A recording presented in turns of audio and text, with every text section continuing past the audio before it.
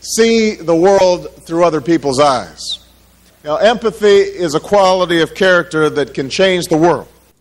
Hi, it's Edwin Rutsch from the Center for Building a Culture of Empathy, and today I'm here with Stan Sears. And Stan is a minister at the Auburn Unitarian Universalist Society, and I came across your an article you'd written, Stan, and it was an article about empathy. So I contacted you and just wanted to kind of do this interview to kind of talk with you about your article.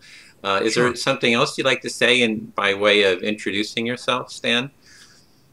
No, I'm happy to speak about empathy. I'm a Unitarian Universalist minister, as you said, and the center really of my theology is we're all in this together. And in order for us to really function that way and for the theology to be optimized and made manifest, empathy is essential. I think it's very important. It's imperative that we listen to one another, because too often in our society we find people speaking past each other or about each other rather than to one another. And an empathic society would be one in which we speak about what's ultimate to us, about what's really meaningful. Yeah, I'm looking at how do we build a culture of empathy. So it's like, how do we raise the level of empathy in society in general? And what really caught my attention is in your article, you ended by saying, as a Unitarian Universalist, empathy has been at the core of our faith. One might call it our version of applied theology. And so that really spoke to me, just hearing that here is this religious community that says empathy is at the core of what we're doing. I think that's true. One of our principles is we speak of the interdependent web of all existence, and we're a part of that. We're all spiders in this, weaving this web of interdependence together. And empathy is really how we connect and how we function together. If you're not empathic, you're going to be at cross purposes. You're going to be giving into ego and self-centeredness, whether we look at issues like gun control, where groups like the NRA just push for everything that will proliferate guns, and to the extent of people being able to take a gun into church, on a college campus, practically into a school. To me, that's unempathic. I mean, recently the Virginia legislature passed laws that people could buy as many handguns as they wanted. There used to be a limit of one handgun a month. And I found it ironic that they passed the law right at a time when I believe a third child had been killed in a shooting in Ohio outside of Cleveland, and doing it in Virginia, where the Virginia Tech shootings are so much in the thoughts of people. To me, that's absurd. It's unempathic. So you're feeling that it's unempathic to just have guns and everywhere, or to have guns just anywhere. And also, to me, the way that they passed a law that allows for that proliferation of guns and removing any sensible restrictions in a state that has within the past few years experienced the worst campus shooting, in fact one of the worst mass murders in U.S. history. So since there's already been this mass murder there, that it's kind of like not thinking, not understanding or empathizing with the community there, perhaps. Absolutely. Yeah, with the families of the victims and with the students who are still on that campus. I mean, what parent is going to feel comfortable sending their child away to college knowing that guns are going to be freely available to other students. When I went to college, there were very clear rules forbidding any type of firearms on college campuses, and those laws have been eviscerated. Well, how about well, how about empathizing with the people that want to have guns? I mean, if we want a culture of empathy, doesn't it mean we need to empathize with those people that want guns? We have to ask, why do they want guns? And I find that a lot of it is paranoia, a lot of fear that the bad guys are going to have guns, so we have to have guns. Well, maybe if we cut down on the number of total guns, we'd feel a lot less paranoid. I find it sad that states like Virginia have this very open way of selling guns, and people are going down there and using them all over the East Coast. In Texas, which is another state that has a very open gun market, the guns are being used by the cartels in Mexico, right along the border. So there's something wrong and unempathic when laws are set up that allow such a proliferation of guns. Well, you're saying that the people who are buying the guns have a fear. I mean, you're going as far as saying that there's a paranoia there, but yes. It's how do you?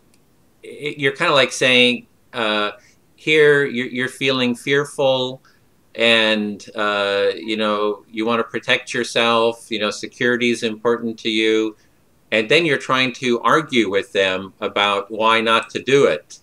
I just wonder if arguing is the best way of going forward, because I see this dynamic a lot with progressives and conservatives. That progressives, they try to argue and create reasons and rationales, for this dialogue. And I can just say one example of how I address this is I've been to Tea Party rallies, to the Occupy, to Republican and Democratic conventions. And when I went to the Republican convention, I asked some people, what are your values? And one of them said, protection. Anybody hurt me, I'm going to protect myself. So I empathized. I said, so security is important to you. So, and, I just kept listening. I didn't, tell him what he should think or whatever, or what he should do, or try to reason with him. I just really listened deeply to what their concerns were. And then they said, well, we want to protect ourselves. Somebody come in my house and steal and all that. But then I said, okay, so what you're afraid of is that there's people out there who will not empathize with you. Because if somebody is empathizing with you, they won't come in and break into your house, because they're thinking about your feelings and your values and what's important to you. Just kind of by definition, that's what empathy is. And he says, I guess so, yeah. And then I said, well, how can we work together to create more empathy in the world?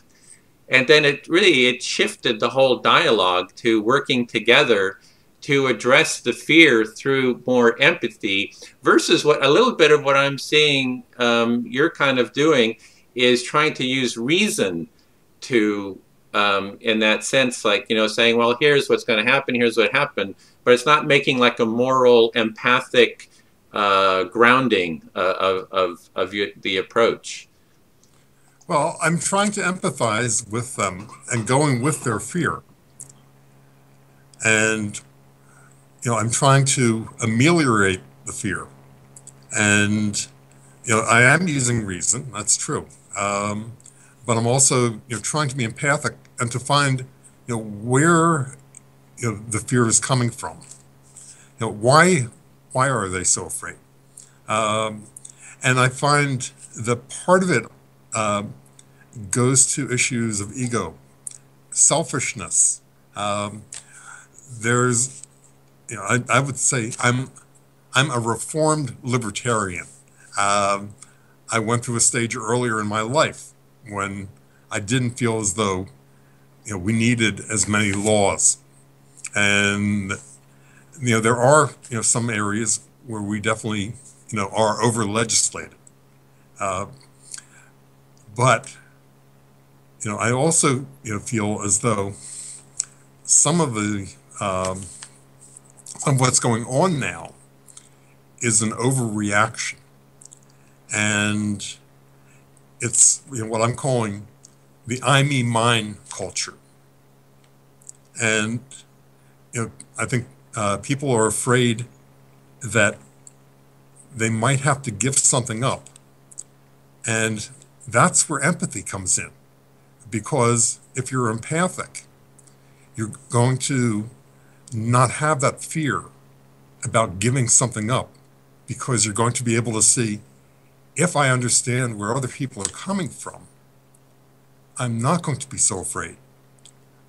And so that's why I tend, toward that position. Mm-hmm. So you came from the libertarian viewpoint, which is, I don't know, how would you actually articulate that? It's kind of like everybody just take care of yourself and don't have any regulations, and just do what you want kind of thing, as long as you're not directly impacting somebody or something like that. I mean, how do you describe that? John Stuart Mill, who was a 19th century British philosopher, spoke about we should have the freedom to extend our reach until we affect other people. And I've addressed that in sermons by talking about being able to reach until our fist gets close to another person's nose or face, and at that point, that's not being empathic. To be empathic is to understand there's something coming at me, and there's a reason for being afraid. And if you're empathic, you're not going to try to hurt another person. You're not even going to try to frighten them. And to me, that's one of the key parts of it. That we don't extend our freedom. We don't become so fixated on our freedom that we lose sight of the person next to us. Yeah, it's almost like freedom has been associated with self and selfishness instead of... Absolutely. I mean, one thing I see is in totalitarian societies, there's freedom is suppressed. If it's in the communist Russia or in Nazi Germany or in any of these totalitarian societies. But what happens with that freedom, I mean, with that repression, it also represses people from connecting to each other because they're in this state of fear, so they're afraid. And some of the work of, I think it's Gene Sharp, who's written about nonviolence transforming dictatorships. He talks about that you need to kind of break that wall of silence. It's that disconnection of people so that people actually express themselves. And so there seems to be one definition of empathy, I mean, of freedom, is you're free to be greedy and selfish.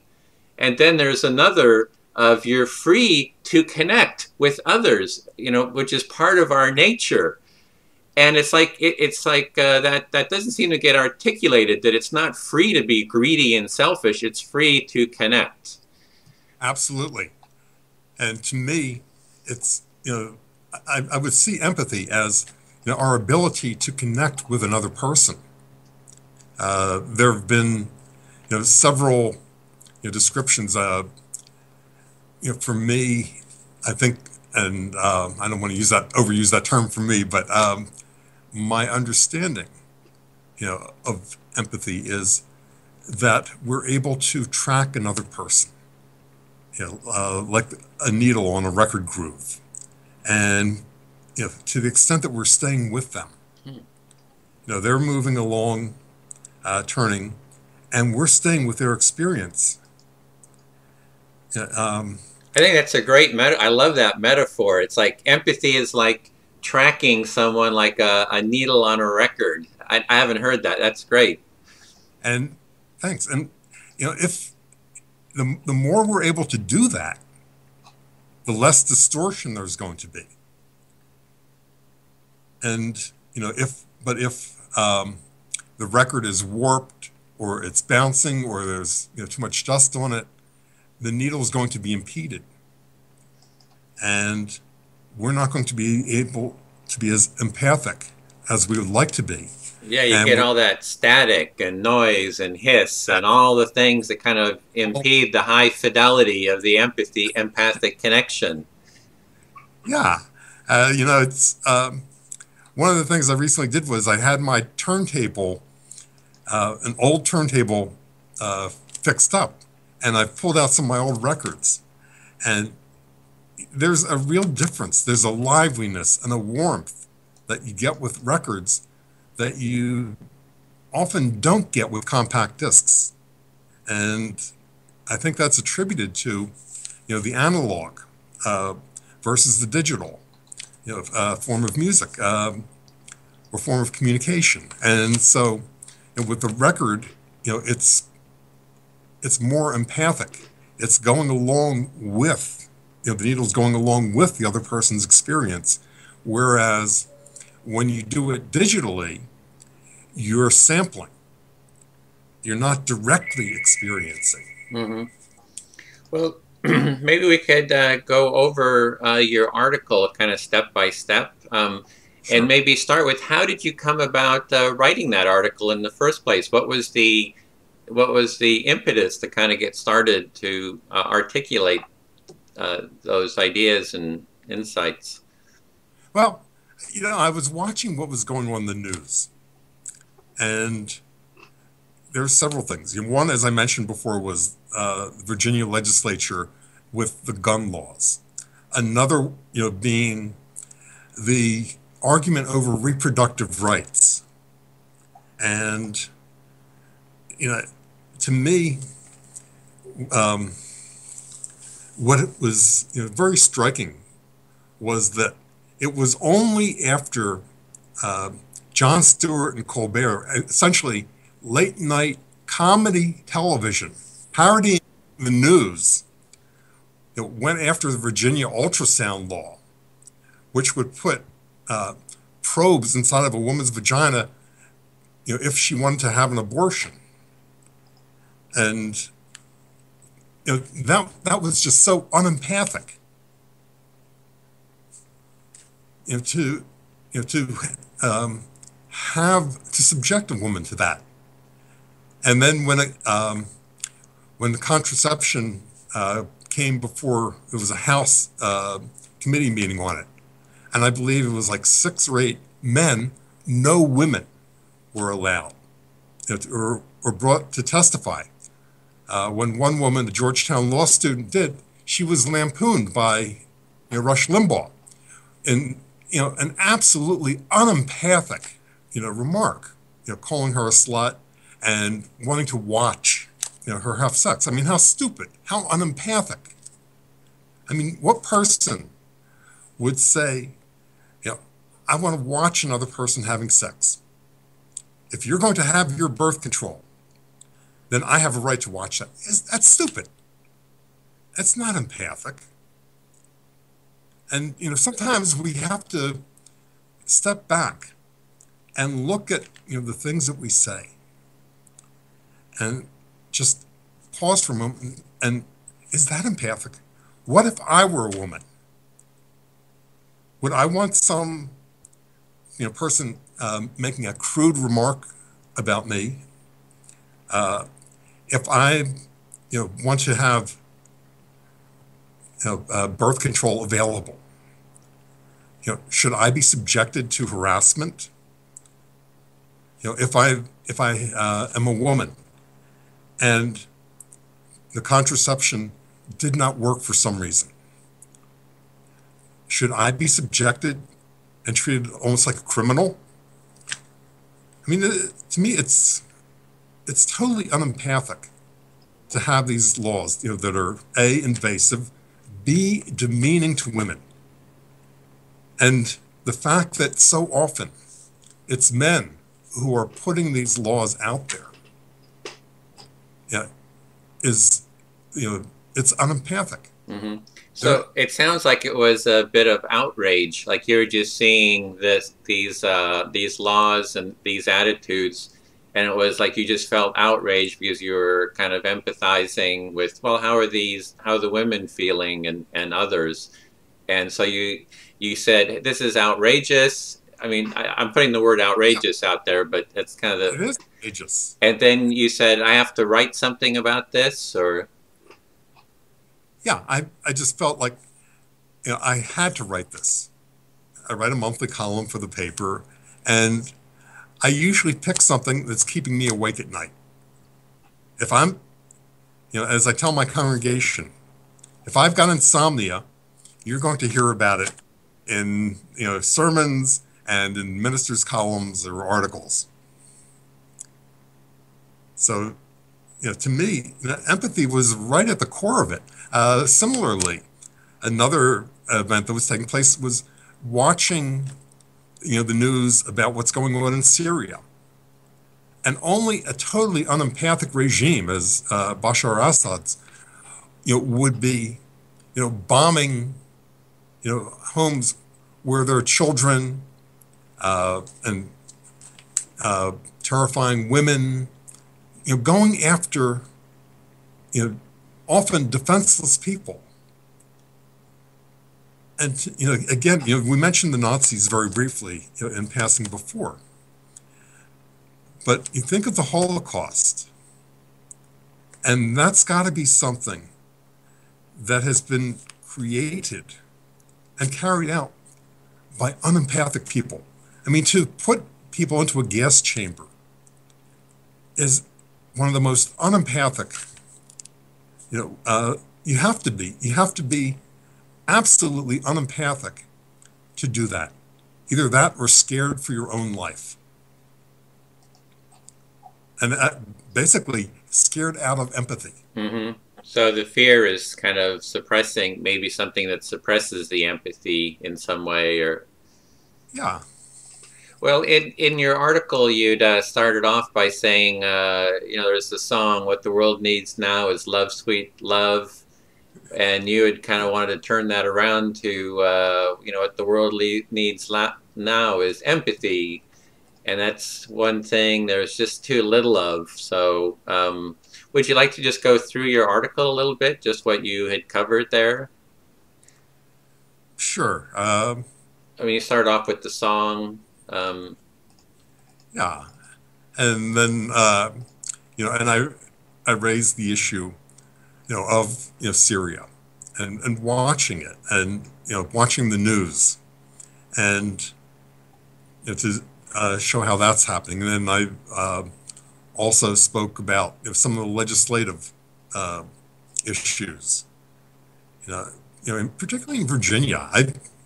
My I have several in-laws, who live in Virginia. So I guess, and I read the Washington Post online, and along with the New York Times, each day. So I was really caught up with, the laws that were going on. And in other ways, the whole contraception issue, the way that, it's, been laws made by men imposed on women. Another issue that comes in there, but very similar, and it goes, at the budget battles that have been going on. Disaster relief. Some of the worst storms in our nation's history. You talk about Katrina. You talk about the tornadoes in Alabama last year,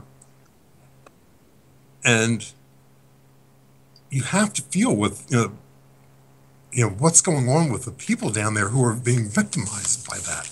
I mean, the victims of a natural disaster or an unnatural disaster such as the BP Gulf oil spill. And to me, disaster relief, last year was turned into a political football, for a while. That people down there, would have to, well, Congress was going to talk about, budget cuts.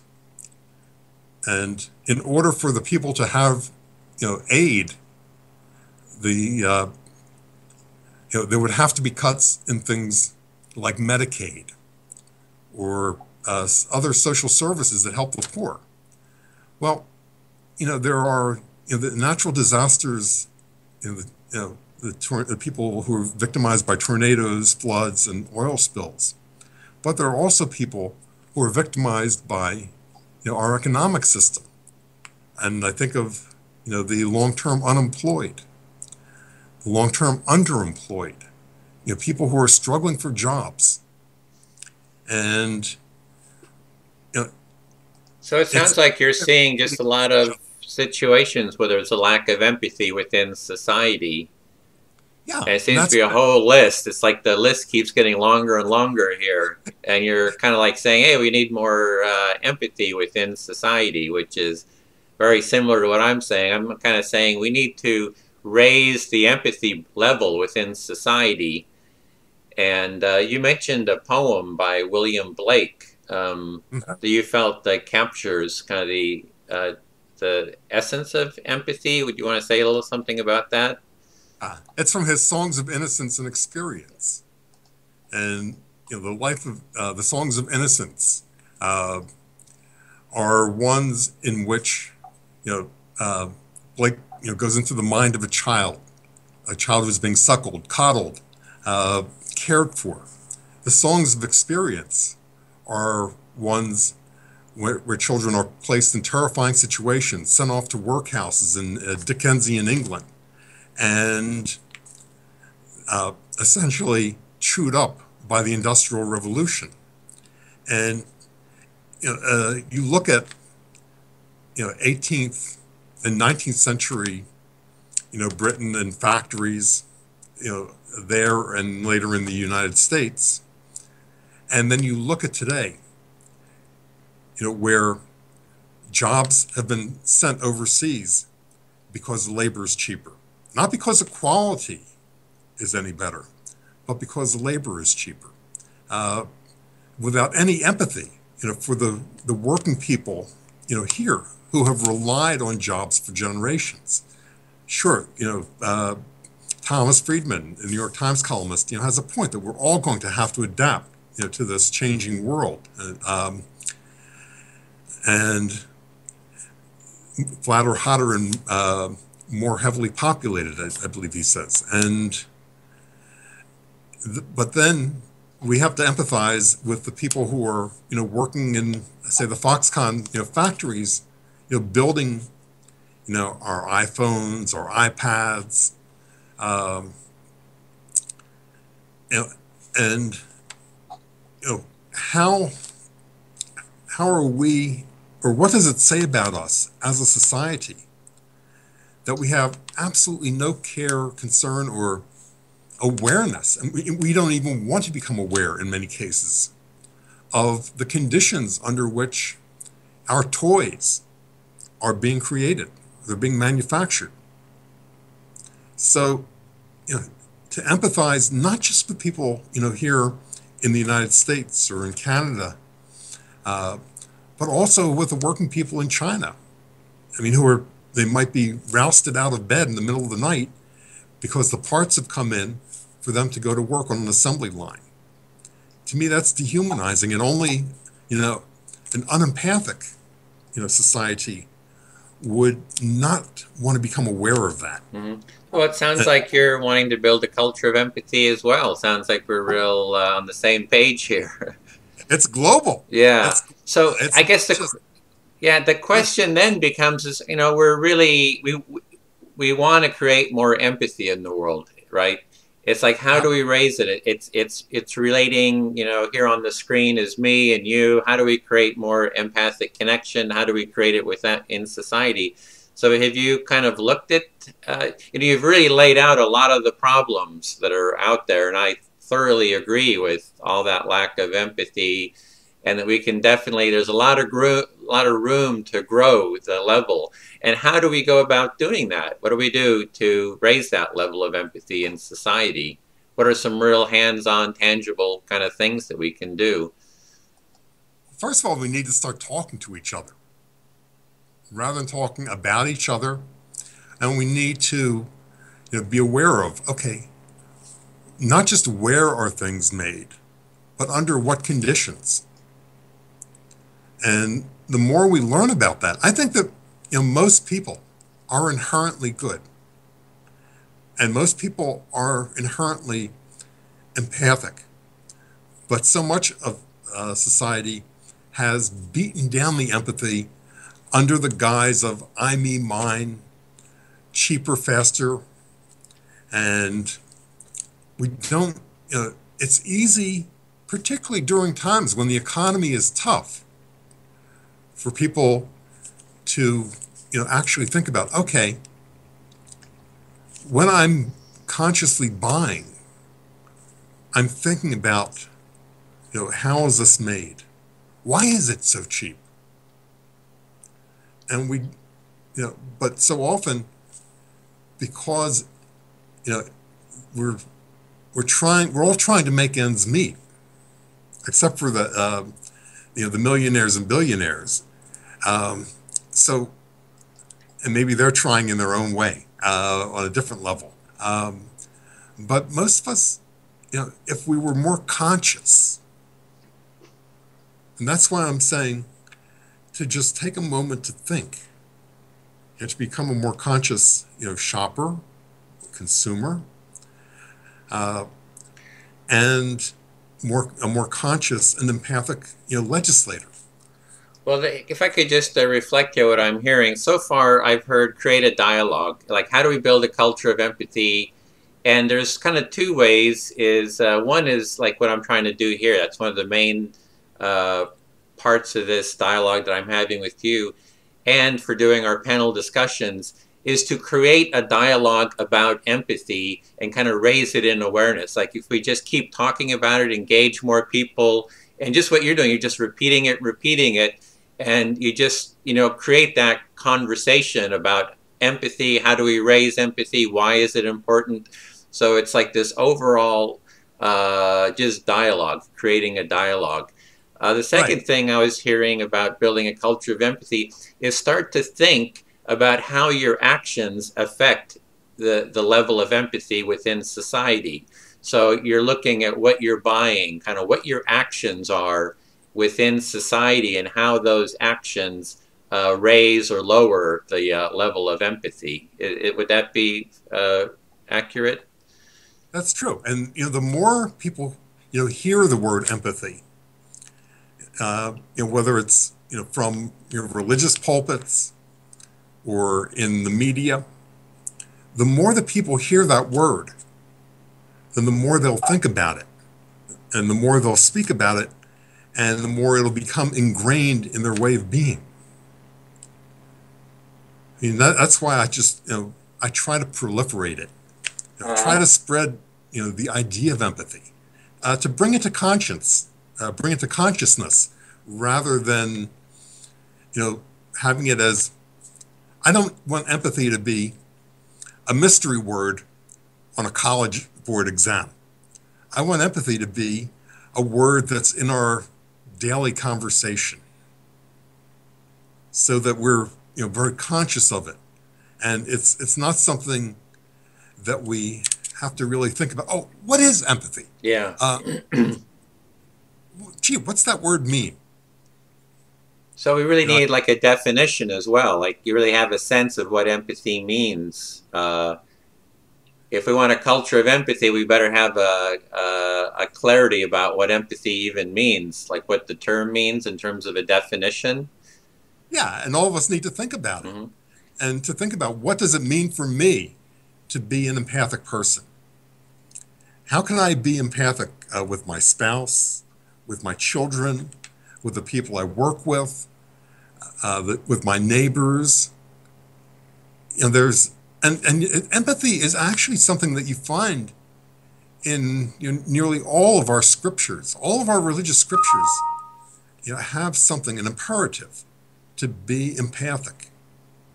And whether it's, the golden rule, or, Kant's categorical imperative, to not do something to another person, that you would not have done to you. That's all empathy. And that's why I said, for most of us, we've been brought up with manners. We've been brought up wanting to, respect empathy. And we've been brought up, holding empathy out there. But somehow, maybe in Blake's, world of experience, we have, lost that. Mm-hmm. And so we need to recapture that, whether it's a second naivete, whether it's a new or reawakened awareness of empathy, a greater, comfort with it, greater familiarity with empathy, and just having it as part of our experience, so that when we're making decisions, it's not just going to be the economic price. When we're going to do an action, it's not going to be, oh, what can I get out of it? But rather, how can we share? So it gets at, as we said earlier, the issue of selfishness. And, often the more selfish you are, the less empathic you are. One might even say that, selfishness is a lack of empathy. Yeah, well, I guess it brings me to the question of how do you define empathy? And for me, the empathy is, you talked about selfishness. It's kind of, maybe it reminds me, just makes me think of awareness just on my own feelings. Whereas empathy is feeling myself, but also feeling the other, and holding kind of both sides, both people at the same time. That's a good point that you brought in, feeling. Because I think when we are empathic, I believe that we feel good. We feel better about ourselves when we're empathic than when we're being selfish. When we're being selfish, we're feeling like, I'm getting away with something. But when we're acting empathically, then I believe that we actually feel better about our actions and about who we are as people. So as a minister at the Auburn Unitarian Universalist Society, are you doing preaching about it? I'm not sure if that's the right word that you have, or talking about it. Do you have programs, or are you doing something specific around empathy there? Well, it certainly makes its way into a lot of sermons, because, as I said, the cornerstone to my personal theology is we're all in this together. And if we're going to be in this together, once we begin with that as a given, then the way in which that works is, and the way it works most effectively, is when we're empathic with one another. If you're not empathic, if you're not tracking another person, if you're sitting there across the room from people, but not, engaged. A sermon that's empathic is going to touch people not just on an intellectual level, but it will also help them feel, better or more attuned to themselves, more comfortable, with who they are and how they're acting in the world. It'll also help them think about, their actions and, the way they live. So, to me, it's something that, I certainly put into, all of, virtually all of my sermons in one way or another.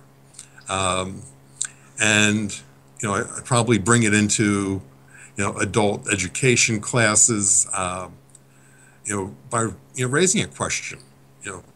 Suppose you were in that position. Or, suppose you were oppressed. And trying to get people just to empathize, rather than seeing people as being out there in some other culture, they're in Africa. That's the way they're supposed to be. And that's racist. But an empathic society is going to be uncomfortable with racism, because somebody who's empathic would put themselves in the place of an African, an Asian, somebody who were a poor person, somebody who we're so used to treating them as the other. And the philosopher Paul Ricoeur, wrote a lot about the way in which we treat people as others. And one of his books was titled "Oneself as Another," an other. Getting beyond the idea of otherness, so that when we become more empathic, we see the other person as myself. Mm-hmm. We're able to place ourselves in their position, in their life experience. The more empathic we are. Well, this is a little different aspect of it, but in terms of Unitarian Universalism, what is the role of empathy within that denomination? I've actually tried to connect with some of the ministers here in this area, and I've always found it a little difficult to kind of connect with them around empathy.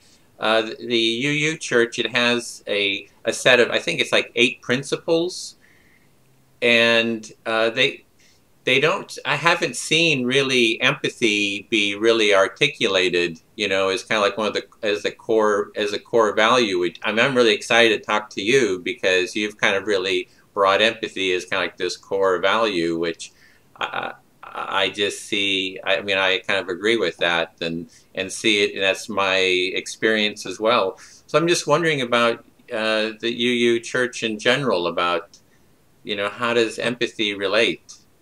Well, it's interesting that you raised that, and the 7 principles that that we talk about, and the first one begins with the inherent worth and dignity of every person, and the 7th one is respect for the interdependent web of existence of which we're all a part.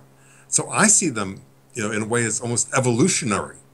You begin with the worth and dignity of the individual, but you rise to the level of interdependence, and interdependence is contingent upon empathy. For an interdependent world, empathy is central to it. Yeah. Well, I've looked at the values and principles and policies and strategies, just that vocabulary. And what I found is that people tend to see values as something that's more of a felt experience. And mm-hmm. principles are kind of these rules or processes that you generate out of your values. So if empathy is a core value, the felt experience of connecting with others, then you create some kind of a little rule like do unto others as you would have them do unto you, which is a little bit like a little rule based on that. And with the UU Church, I didn't see that set of values. I didn't see the empathy articulated. It seems to me that it's there. I didn't ever understood why it wasn't like clearly articulated, and I think we found the metaphor for it. Rather than using the word empathy, we use interdependent, mm-hmm. and so it's perhaps more of a function than a feeling. Mm. And my hunch is that if you sat down, with my colleagues, in your area, you would find that, and ask them to explicate interdependence, that you would get to, more of a sense of empathy, and for interdependence, to exist, I think there has to be empathy. Yeah. Empathy is the mechanism by which we are interdependent. It's kind of that. if there's no empathy, it's like there's a wall, and we're really not interdependent in emotion, at an emotional kind of feeling kind of a level. So one thing I am wanting to do is, you know, we're doing this year-long conference on how to build a culture of empathy and compassion, and it's around different different topics like empathy in education, empathy in the justice system, empathy with animals, and would also like to do empathy in Occupy movement, and I'd like to do something around the empathy in interfaith as well. So perhaps we can have some dialogues, some panel discussions in the future with different religious leaders around this. Yeah, it's interesting. To me, you know, not having empathy is like having a record needle but no record. Because it's, you know, to track something, you've got to have something there. You've got to have that other. And you know, you might have the record needle listening, but, you know, or it might be the record without the needle. You know, having a person with their experience, you know, turning, but if there's no needle in it, there's no engagement, there's no connection between people. And, you know, to me, empathy, you know, is vital for connection. Well, okay, we've been going for almost an hour. Is there any final thoughts that you'd like to share before we bring this, at least this discussion? We can always continue at another time to a close. Thank you for you know, contacting me and, you know, engaging in this discussion, and for helping me to think more about empathy and how I can, you know, ways that I can bring it to my congregation, you know, as well as, you know, to my colleagues. You know, to speak more about empathy. Oh, great, Stan. So thank you very much, and I look forward to our future conversations around this. It was a lot of fun, and I learned a lot, and kind of exciting continuing to keep the connection going. See the world through other people's eyes. Now, empathy is a quality of character that can change the world.